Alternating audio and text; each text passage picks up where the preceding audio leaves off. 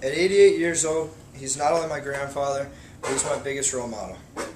After serving 10 years in the United States Air Force, followed by 30 years in the Pennsylvania State Police, he is the toughest man I know. His courage and bravery is what pushes me to work hard every day in becoming the man that he is today.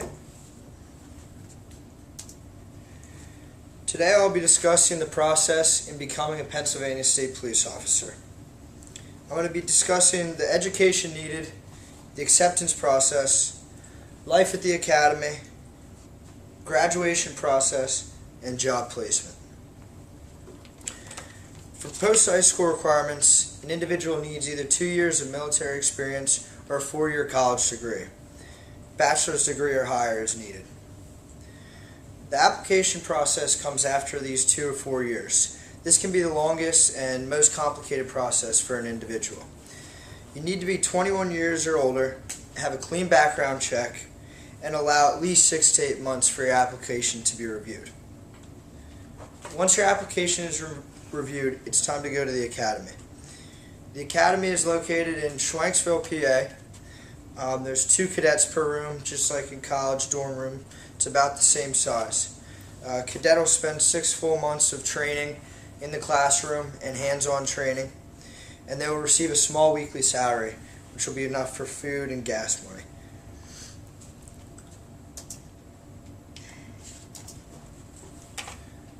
The training overview.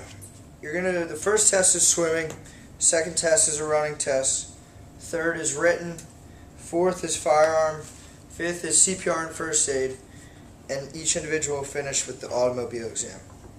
The first test, like I said, is the swimming test. This will take place in the first week an individual is at the academy.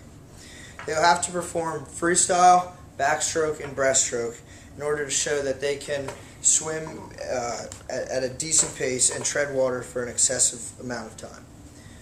Along with the swimming test, the running test also comes in the first week. This test takes place at 5:30 a.m. and each cadet must complete 1 mile under 8 minutes. Although that seems like a pretty long amount of time at 5:30 in the morning, it makes it much more difficult.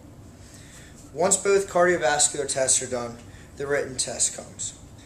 The written test includes 3 different testing: accident law, criminal law, and vehicle law. All of these tests must be completed with a 70% or higher. Following the written test is the firearm exam. This will take place after 3 months have been spent at the academy. It is scored on an accuracy basis, and each cadet must score 75% or higher.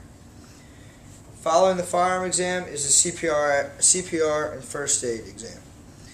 Along with the fire exam, this takes place in the final 3 months as well. It's very important for an officer to be able to have knowledge in CPR and first aid because most times they'll be the first one to arrive to a scene.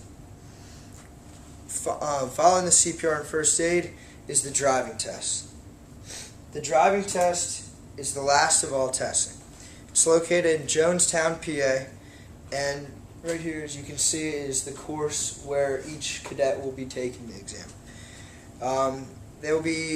This is their final test, and they will be traveling 80 miles per hour between tight sets of cones in order to complete the test, which is graded on a point system.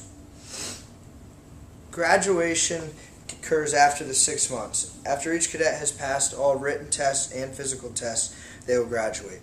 Just like a college graduation, family members and friends are invited to come to Schwanksville to the training facility for the graduation process. A certificate and a badge is given to each cadet that passes the final test. Finally is placement.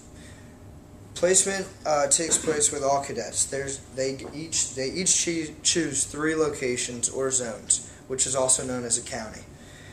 They cannot be placed in the same zone or county as they resided in for their life. Pennsylvania is broken into 16 different zones, which gives them a wide range of options to choose from. Thank you.